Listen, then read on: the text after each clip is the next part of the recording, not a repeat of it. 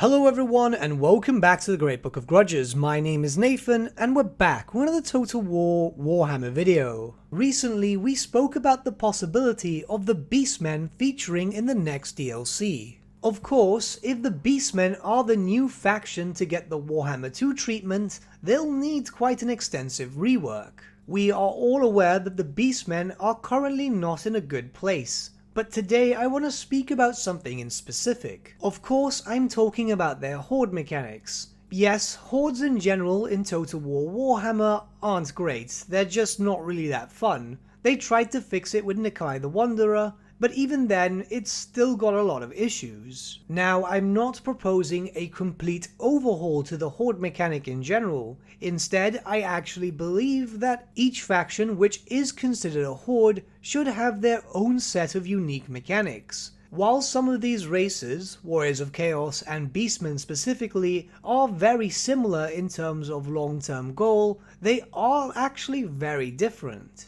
And I believe that they should be treated in a different way. So let's look at the Beastmen hordes and see how they could be changed to be far more unique. The basic horde format is more or less fine as a basic skeleton. Survive with your hordes, build up growth, construct new buildings, and then unlock new units. The issue here is that horde growth is rather slow, and when forming other hordes, they are in a position where growth is so slow that they'll become targets. Of course, you can then just put some higher tier units into the smaller hordes, whilst you then recruit stronger units into the now vacant ones, with the vacant horde itself now becoming the target, which is fine if that specific lord has already reached rank 20 and you've made it immortal. Should it be slain in battle, you can always re-recruit it once again.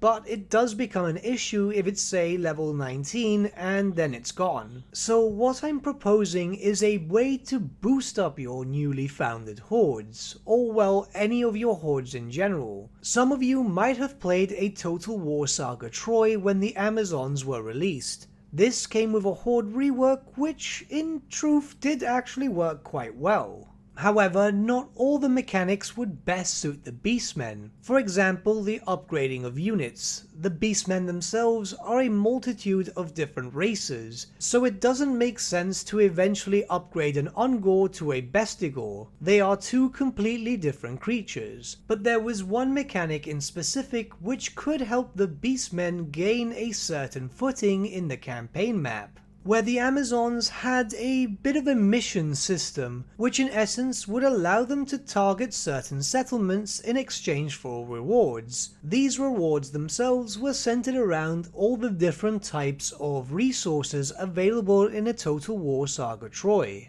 As obviously we only have one specific resource, that being of coin, it would make sense to not only be able to get coin, but also have the possibility to get growth. Say for example, you have two targets, one the city of Middenheim and two the city of Karaberg, where sacking and razing Middenheim would give you a large sum of gold. As this was a quest, it would give you much more rewards than say sacking the imperial capital of Altdorf.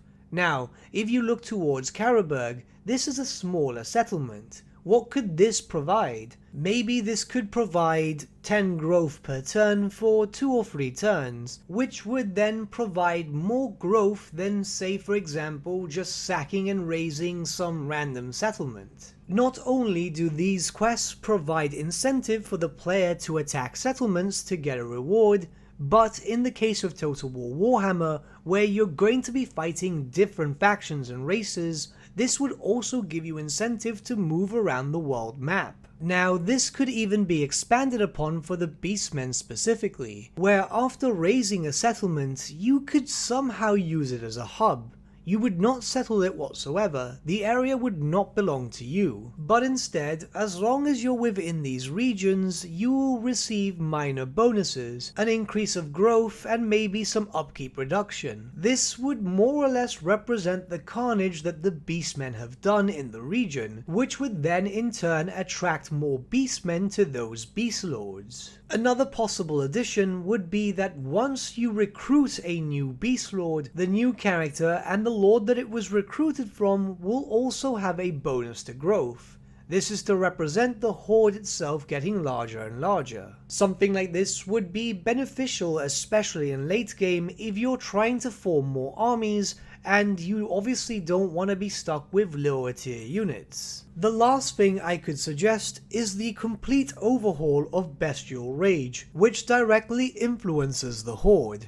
For those who haven't played the Beastmen, as you do more and more damage, you will build up Bestial Rage. Eventually, if you can max out the Bestial Rage bar, you will then be gifted with a Breherd, an army attached to yours in the form of an NPC faction. As you move, this will follow you around. The problem is that this of course means that the AI will randomly attack enemies and get itself destroyed. Many, including myself, have suggested that the Beastmen get the same rework as the Greenskins did with their war mechanic. However, I think it could be done a little bit different in an effort to make it unique. It would be very similar to the war itself, but in its own way. How I envision it is that the Bestial Rage bar would still stay, but you would still have access to this new war system, obviously now called a Breherd. How this would work is that the Bestial Rage bar would be directly connected to the war. As you build up more and more, you'll then get an instant second army within your army. No secondary force following you around and getting into trouble. But the Bestial Rage bar would then dictate what type of troops you had. There would be 5 tiers to this bar. Each of these tiers are also linked to the tiers of units available in your roster. And your secondary army would only get access to these units depending on what tier they are. So if you want the big bads, you need to make sure that you are constantly fighting to be able to raise this bar. If you're not fighting enough, then the troops would downgrade themselves. So you'd start off at tier 0 with just your own basic force.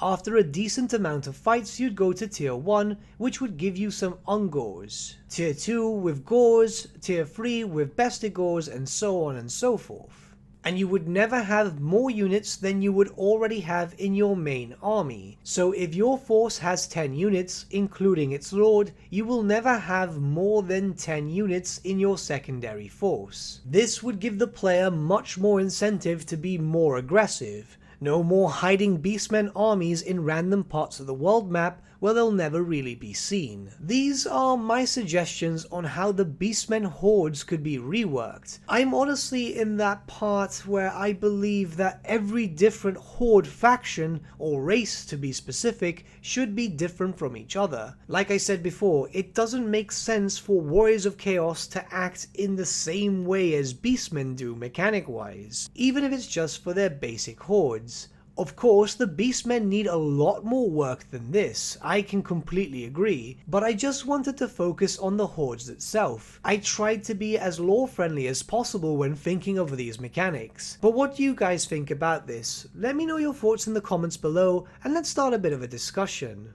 But with that, my friends, we've come to the end of our video. Thank you so much for watching. If you did enjoy the video, might I suggest giving the video a like, or even subscribing to the channel, as it really does help us out.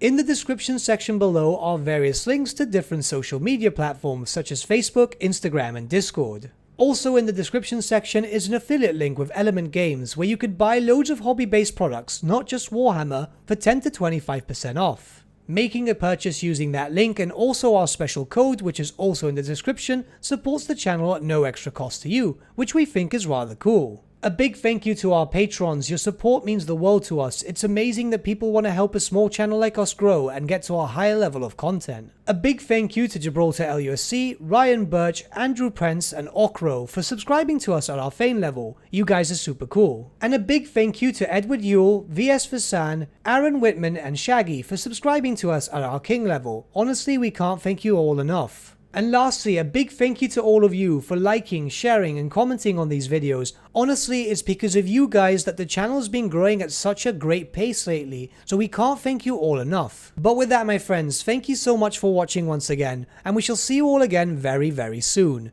Have a good day.